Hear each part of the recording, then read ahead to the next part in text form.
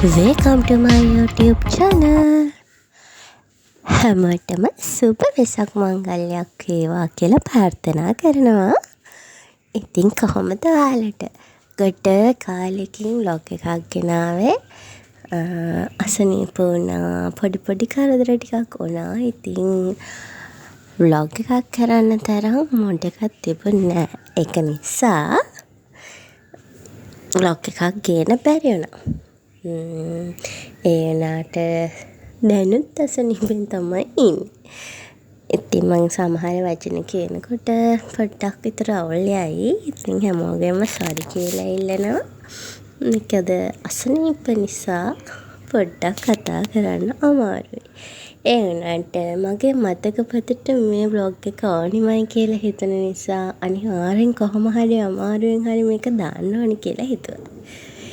ඉතින් අපිට වෙසක් ලබනකොට අපේ ගෙදර හැමෝම එකතු වෙලා තමයි සාමාන්‍යයෙන් ඉස්සර ඉඳලම වෙසක් කූඩු හදලා බට ගෙනල්ලා වෙසක් කූඩු කප් හදලා ඔක්කොම එකතු වෙලා ලස්සනට කූඩු ටික සැස ගන්න.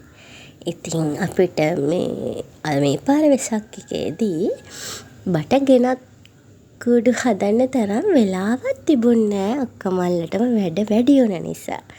ඉතින් මේ අපි කඩෙන් ගෙනාපු කූඩු ටිකක් තමයි මේ පාර ලස්සනට සරසගත්තේ.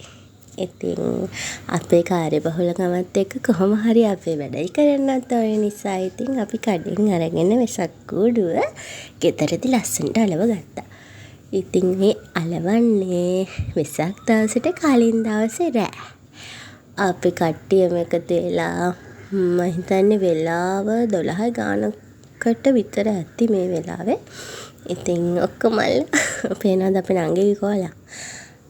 අපි ඔක්කොමල් එකතු වෙලා හරිම සතුටින් එකමුතුවෙන් හැදුවා. අපේ පවුල් එක අය එකතු වෙලා වැඩ කරනකොට ඒක හරිම ලස්සනයි සහ ඒකේ වටිනාකම මහා ගොඩක් තියෙනවා. මොකද ඒ මතක අපිට අපේ ජීවිතේට ගොඩාක් වටිනව නේද? අපි හැමෝටම පුළුවන් හැම මොහොතකම එකතු වෙලා අපේ මතක ගොඩට තව දේවල් එකතු කරගන්න පුළුවන් නම් ඒක මං හිතනවා සෑහෙන්න වටිනවා. sorry. ඉතින් අපි දන්නේ නේ අපි ඊළඟ අවුරුද්දේ අපේ කට්ටියගේ එක්කෙනෙක් හරි අඩු වේද ඉඳීද නැද්ද අපේ ජීවිතවල හැටි අපි කියන්න දන්නේ නැහැ. ඉතින් ඒක නිසා අපිට තියෙන මේ හැම මොහොතෙම අපි ඒක විඳින්න ඕනේ. මං හිතන්නේ එහෙම. ඔයාලත් හිතන්නේ එහෙම නේද? ඒක තමයි මං හිතන්නේ අපි හොඳින් හිතට ගන්නම ඕන දේ. මොකද මේ මොහොතේ අපිට ඉන්න අයත් එක්ක අපිට තියෙන දේවල් එක්ක තියෙන විදිහට සතුටු වෙන එක තමයි ගොඩාක් වටින්නේ. අපිට සව්කොල ගන්න බැරිව අපි හිතමුකෝ සල්ලි නැතුව හරි මොකක් හරි ප්‍රශ්නයක් වෙලා හිටියා කියලා. එහෙමයි කියලා අපි කෝඩු හදන එක නවත්තන්න ඕනේ. අපි සබහාදහමෙන් ගන්න කොළ මොන හරි පාවිච්චි කරලා හරි අපිට ලස්සනට ගෙදර කෝඩුවක් හදන්න පුළුවන්. මාත් මතකයි මායි අපේ නාගේ එකතු වෙලා එකපාරක් හරිම ලස්සනට පොල් කොළ වලින් කෝඩුවක් හැදුවා. හරි ලස්සනයි ඒක. ඉතින් අන්න ඒ වගේ අපිට දෙයක් කරන්න උවමනා වෙන කොහොම හරි හිතුවක් කරන්න බැරි නැහැ. ඒක ඉතින් අපි හිතන විදිහ. ඉතින් අන්න ඔහොම හරි ලස්සනට කූඩු ටික හදලා මෙන්න මේ විදිහට මගේ මහත්තයා මගේ ගේ ලස්සනට කූඩු ටික එල්ලලා හරිම ලස්සනට සරසලා දුන්නා. එයා මේ ටික කරලා දුන්නේ ගොඩාක් මහන්සි වෙලා ඇවිල්ලා තමයි. එයාගේ ජොබ් එකත් එක්ක එයා ගොඩක් බිසි කෙනෙක්. ඉතින් මේ විදිහට මට හරි ලස්සනට ලයිට් දාලා කරලා එල්ලලා දුන්නා. ඉතින් අපේ තාත්තෙක් වැඩි කඩයක් කරනවා. එයාගේ පුංචි බොලත්තට දහසල තමයි මේ චූටි වීඩියෝ එකකට ගත්තේ. ඒක ලොකුවට වීඩියෝ කරන්න වෙලේ මට ඇත්තටම මතක් වුණේ. ඉතින් ඊට පස්සේ ඒ දෙන්නත් එක්කගෙන නංගිලා ගිහින් තිබුණ පන්සල් කැලණි විහාරයට ගිහිල්ලා වෙසක් බලලා ආවා. අපි දෙන්නට එදා යන්න බැරි වුණා. අපි පහුවදා ගියා. අපි කොළඹ වටේ මෙතින් දෙන්නත් එක්ක රෝම ගිහිල්ලා වෙසක් බැලුවා. ඇත්තටම හරිම ලස්සනට තිබුණා වෙසක් මේ පාරත්. වෙනදා වගේම ලයිට් දාලා ඉතින් තොරන් ගොඩාක් බැලුවා. තොරන් දන්සල් තිබුණා. අයිස්ක්‍රීම් මෙහෙම කෑවා. ඉතින් ගොඩාක් රෑ වෙලා දැන් මේ ප්‍රතිඵල තමයි දුක් විඳින්නේ. පස්ස ඇවිල්ලා සෙම වැඩි වෙලා ඉතින් එහෙම තමයි නේද? හැමදාම ලැබෙන්නේ නැහැ නේ ඉතින් අපිට දවසක්. ඒ හම්බෙන වෙලාවෙ කන්න කරන්න ඕනේ. ඉතින් හරිම ලස්සනයි. පුදුම තරම් ලස්සනකට තමයි මේ හැමතැනම කොළඹ විතරක් නෙමෙයි මේ ගම්පහ හැම පැත්තම හරිම ලස්සනට ගොඩාක් ලස්සනට මේ සරසලා තිබුණා. ඉතින් ගොඩක් වීඩියෝ එක තැන්වල ඒවත් එකතු කරලා තමයි වීඩියෝ එකට ගත්තේ. කොළඹ විතරක්ම නෙමෙයි. ඉතින් හරිම ලස්සනයි. අපේ හැමෝම එකතු වෙලා මේ දේවල් කරනකොට ඇත්තටම ගොඩාක් ලස්සනයි ඉතින්.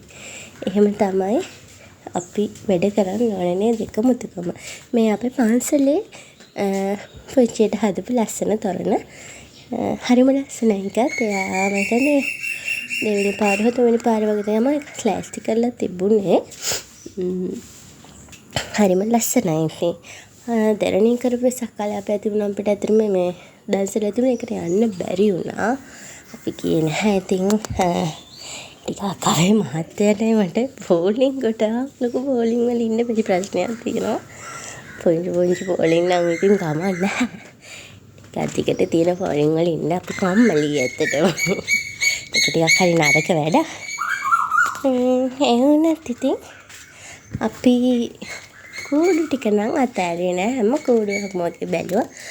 හමුදාවේ අපේ මහත්තයෝ එකතු වෙලා කොළඹ ලස්සන කූඩුවක් හදලා ඉන්නවා. අතට හරියම ලස්සනයි.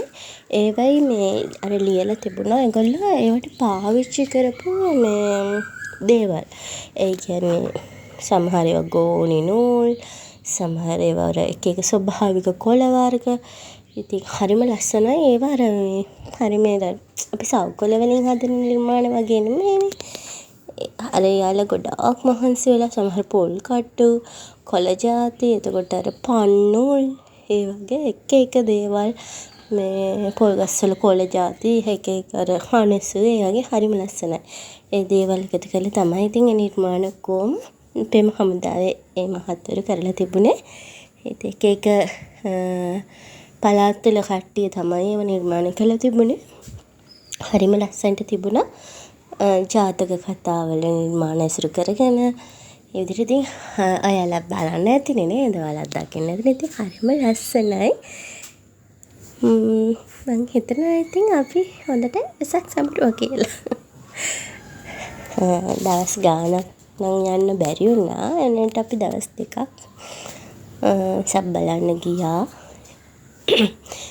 ඉතින් අපේ මහත්තයාගේ මං කියවනේ ජොබ් එකත් එක්ක අපිට පොඩක් ටයිම් මැනේජ් කරගන්න අමාරු නෑ. ඉතින් ඒ වුණාට අපි කොහොමද දවස් දෙකක් කොහොම හරි ගියා. ගොඩක් රෑ වෙනකම් ඇවිත්තා. එයාත් ඉතින් මම වෙනුවෙන් ගොඩාක් මහන්සි වුණා. කොහොම හරි එයාගේ පොඩි කාලය වෙන් කරගෙන කොහොම හරි ඉතින් මට ඒ අවශ්‍ය දේවල් ඉෂ්ට සිද්ධ කරලා දෙනවා. මේ කෝඩු හරිම ලස්සනයි. ගොඩාක් අපි ඒක බලාගෙන හිටියා. මේ හරිම ලස්සනයි ඉතින්. ඒක කරලා දෙන්නත් එක්ක ඉතින් අතින් අල්ලගෙන මෙන්න මේ වැවරාම වටේ පොඩි රවුමකුත් ගිහින් හිමීට ඉතින් කොළඹ ලස්සන වින්ද. කොළඹ ගොඩක් රැට ලස්සන නේද? ලයිට් දාලා එක තැන්වල එක විදිහට ලයිට් පත් වෙනවා. ඉතින් අර අපි කොච්චර මෙහි හිටියා හැදුනා වැඩුණා වුණත් අර ඒ රැට ලයිට් එහෙම දාලා ඒ තියෙන ලස්සන දකින්න මම හරි කැමතියි. මන් දන්නේ ඉතින් ඇයි කියලා.